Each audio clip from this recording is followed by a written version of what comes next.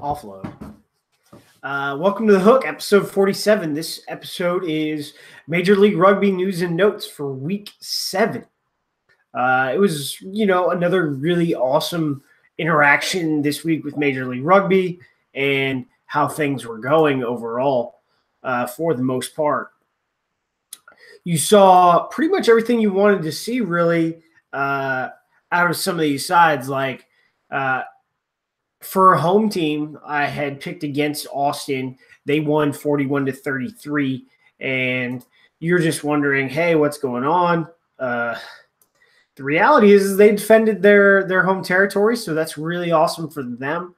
And you look at Utah's game plan, and Utah's game plan really has been built around Kurt Marath, and Kurt Marath has been driving their improvement, at least tactically. Their scrummaging has gotten better overall, so that has, helped them there. And then, guys like Matt Jensen, who are just like one of the informed locks of the MLR season so far. And it's kind of crazy to see how this game went, but the possession game did not play that well for Utah as Johnny Linehan started at fly half because Kurt Marath had been called up to Tonga for the first time in like 2 or 3 years. And, he was selected based on his form in the MLR. So Linehan, I think it was really unfair to start him because I don't know how long he'd been in camp for a while, right? So it probably would have made sense to start Ben Nichols instead of, Johnny Linehan. And, because of all that, you have to wonder, why are you trying to execute the same game plan with a guy who wasn't there? But you look at how they played on defense. They really keyed in or attempted to key in on Hanco Hammerscheiss throughout that entire period. And they were really able to isolate Hanco. One of the things they hadn't they isolated Hanco a lot in their first matchup, but Hanco still scored. The difference here is Hanco had a try assist, but he didn't score, but he was heard from on defense. So, his impact was still there. But, you look at how Austin is running their fast offload game, really great support running out of their system, and they're just scoring points, which is what we saw, 41 points put up. You had Zinzan Elan-Puttick with 2 tries, and then you had Alex Faison-Donahoe with an intercept try off a really sloppy pass, and good for them. But for Utah, they did have some bright spots. Tanata Lauti with 2 tries, and he is extremely evasive, really good footwork on the wing. And, I start to wonder, are guys starting to figure out Polosike? Or is it just that everyone is just getting hit hard enough that getting run over by Polosike is just normal? So, they're just back to playing rugby because they've been playing at this speed for so long now, week 7, and we're playing at this intensity that it really makes sense that, you're able to isolate a guy like Lasike. And then Feitu Vainicola wasn't playing in the centers and was playing out on the wing, and he was really silent as far as the match was concerned for the most part. Moving on to Houston, Seattle. Wow, that was different. Really relied on Brock Stoller's kicking ability. You had the scrummaging early on. I thought it was a pretty good battle.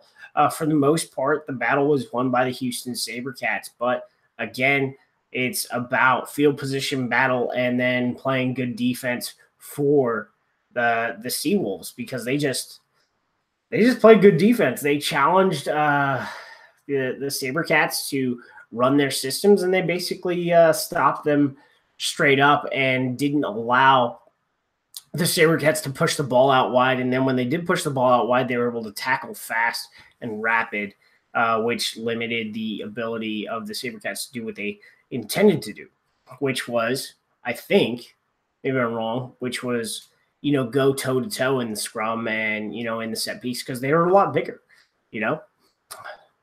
However, again, kicking game, ball possession. So if you pin them back and you're able to do that successively, you're going to give your side more time in their 22, and that's what we saw.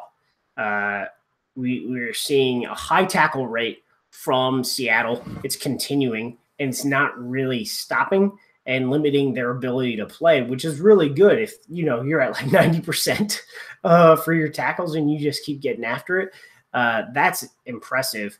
And but as far as the firepower was concerned, it was basically all about Brock Stoller's boot, and I think it was just one try. Might be wrong. Maybe it was 2 tries. Let me check my notes. Yep. 1 try. And then Charlie Hewitt got a try for the SaberCats. So really, back and forth defensive battle, and the SaberCats just committed more penalties, giving Brock Stoller the ability to put it through the posts. Moving on to the final game of the week, which was Glendale down at New Orleans. That was a bit rough, man. I got to say, Glendale had 20 handling errors, right? Whoa. And you think about what's going on, they won 47-10 over the NOLA Gold. I don't think NOLA Gold had a good game. They'll say they didn't have a good game, but the Raptors didn't have a good game either. And, the rugby gods have not been nice to the Gold. They've lost multiple guys for the season, and, they're just having to bring in new guys, talented players, but it takes time to integrate guys who hadn't been playing at this level for this certain time. Matt Houston played really well in this game, probably stopping it from being a 60-pointer over the Gold. And, Will Maggie ends up with Player of the Week honors for Major League Rugby. Definitely earned it. His game, I would say, has vastly improved. And maybe it's because of the pressure on him being, with 2 guys behind him on the Eagles, with Will Hooley and Ben Sema pushing him for that second fly half position behind A.J. McGinty. Or maybe it's just because of the competition in general, playing at a higher intensity week in and week out.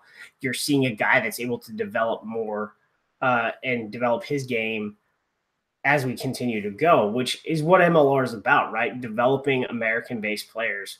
And, some of these guys, they're going to get contracts overseas. It's going to happen. But from what I understand, based on Will McGee's, I think he had a discussion with Pete Steinberg.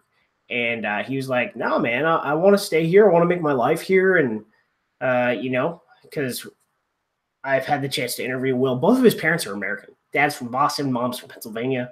And, all the what I understand, everyone in the family, they're American. Yeah, he's also a UK citizen, but they want to be American. That's, shout out to that. That's really awesome.